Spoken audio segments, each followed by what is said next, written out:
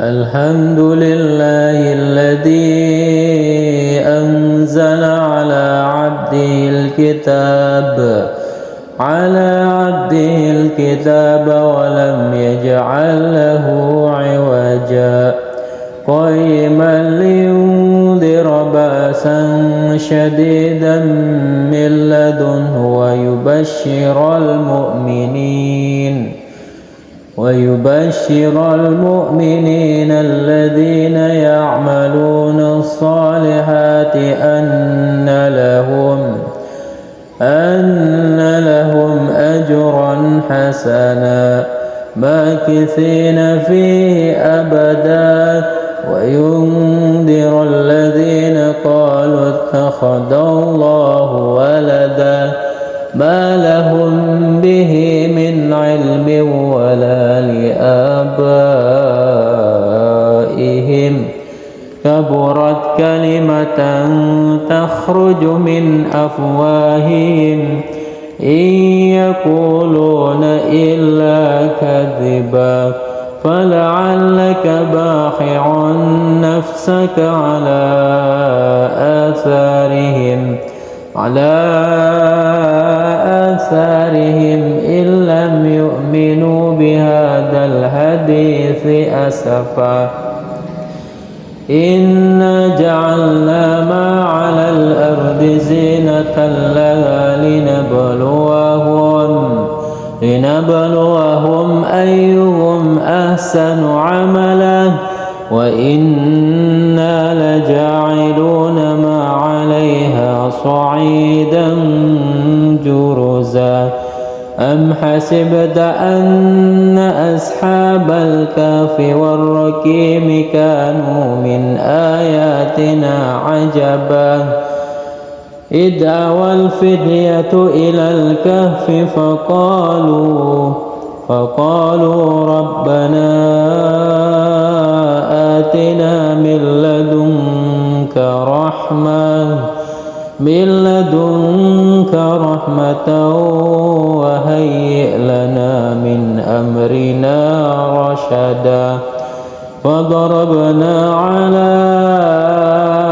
آذانهم في الكهف سنين عددا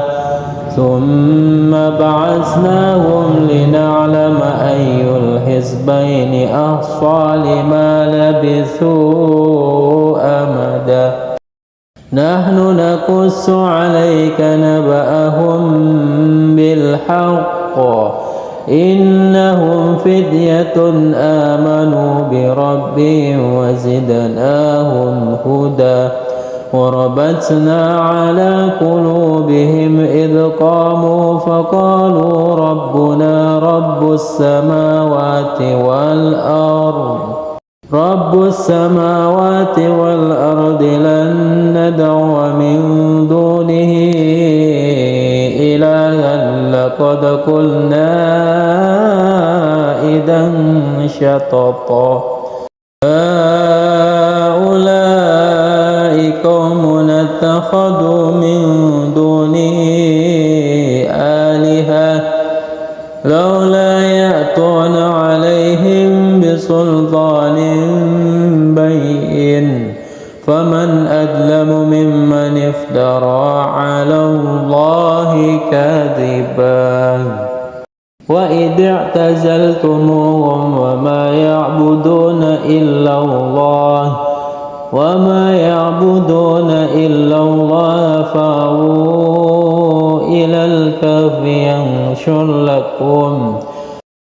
إلى الكهف ينشر لكم ربكم من رحمته ويهيئ لكم من أمركم مرفقا وترى الشمس إذا طلعت تزاور عن كهفهم ذات اليمين وإذا غربت تقرضهم ذات الشمال وهم في فجوة منه ذلك من آيات الله من يهد الله فهو المهتد ومن يضلل فلن تجد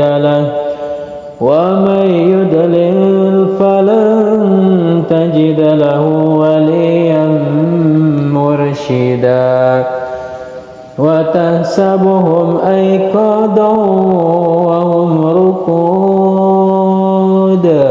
ونقلبهم ذات اليمين وذات الشمال وكلبهم باسط ذراعيه بالوسيد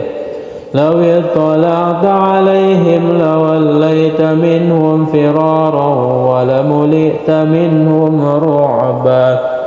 وكذلك بعثناهم ليتساءلوا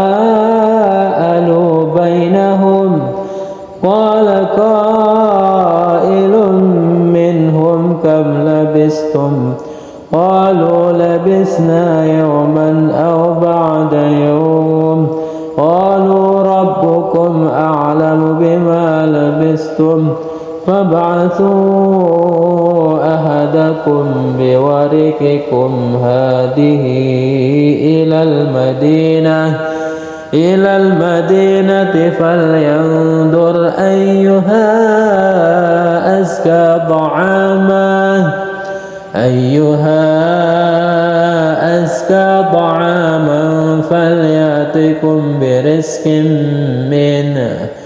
فليأتكم برزق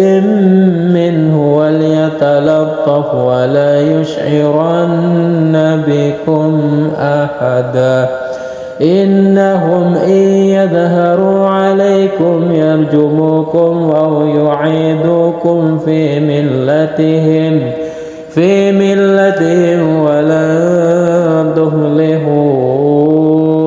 إذا أبدا وكذلك أعثرنا عليهم ليعلموا أن وعد الله حق وأن الساعة لا ريب فيها إذ يتنازعون بينهم أمرهم فقالوا ابنوا عليهم بنيانا ربهم أعلم بهم قال الذين غلبوا على أمرهم لنتخذن عليهم مسجدا سيقولون ثلاثة رابعهم كلبهم ويقولون خمسة سادسهم كلبهم رجما بالغيب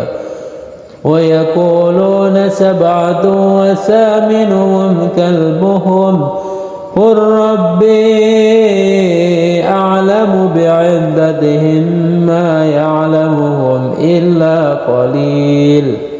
فلا تمار فيهم إلا مراء